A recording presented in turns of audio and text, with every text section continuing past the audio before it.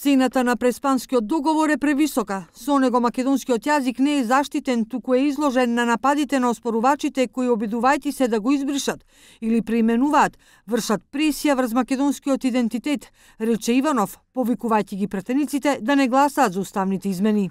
Прашањето за името и идентитетот е постаро од секој устав, од секоја влада, од секоја партија. Постаро е дури од државата. Ниту еден поединец од ниту една генерација нема право да тргува со тоа име и со тој идентитет. И денес, од ова говорница, се уште се надевам дека ова парламентарно мнозинство ќе смогне сила и ќе го послуша гласот на народот и ќе ја отфрли Преспанската спогодба и амандманите за промена на уставот.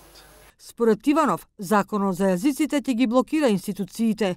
Која е разликата меѓу моите помилувања и вашата амнистија за 27 април, праша Иванов. Ако вие законот за амнистијата го донесовте заради пратениците со цел да ви помогне над уставните измени, јас го подпишав за да ги разоткријам вашите вистински цели и намери. Дека ова амнестија не е за помирување, туку за уценување. Со вакво помирување не може да се помири македонскиот народ. Но законот го подпишав и поради патриотите чија ненасилна љубов кон татковината очигледно била злоупотребена за други цели.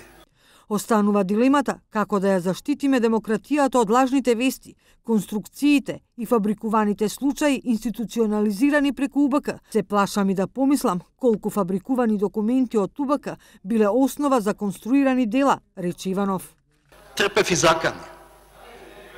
Има јавни личности кои јавно повикуваат на линч и убиство на председателот и неговото семејство. Постојано ми стигнуваат информации дека врз основа на устна наредба, повторувам, устна наредба, се врши следење, снимање и прислушување на председателот на државата, на членовите на неговото семејство и членовите на неговиот кабинет. Како и неколку пати претходно во минатото, така и сега УБК се користи како алатка за конструирање на лажни случаи со цел реваншизам, гонење и уцена.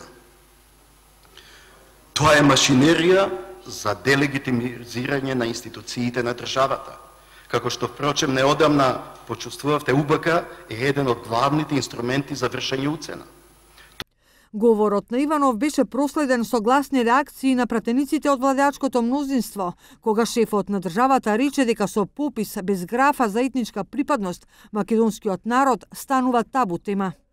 Слушам за родители кои веќе се плашат и се прашуваат дали да им пеат македонски песни на своите деца, за да не им бидат джигосани како шовинисти.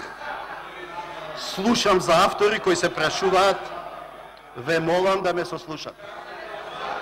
Иванов потенцираше дека Европската Унија и НАТО значат безбедност, сигурност и просперитет, но без реформи во правосудството, безбедноста, образованието, здравството, тешко дека Македонија ќе ја оствари својата европска идеја.